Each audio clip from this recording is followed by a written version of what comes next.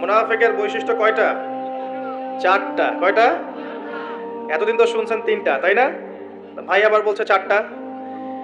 চারটা। একটা হাদিসের মধ্যে আছে মুনাফিকের বৈশিষ্ট্য চারটা। এক, যখন কথা বলে মিথ্যা বলে। কথা বললেই কি বলবে? মিথ্যা। আছে না লোকজন এমন?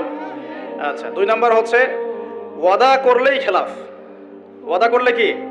খেলাফ। তিন নাম্বার, যখন কোনো আমানত দেয়া হয়, আমানত তো বুঝি, আমানত অঙ্গীকার, আমানত দেয়া হয়, তখন সেটার খেয়ানত করে।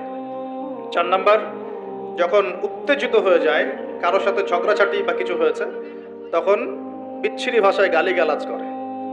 নবীজি বলছেন, যার মধ্যে চারটি বৈশিষ্ট্য আছে সে পাক্কা মুনাফিক।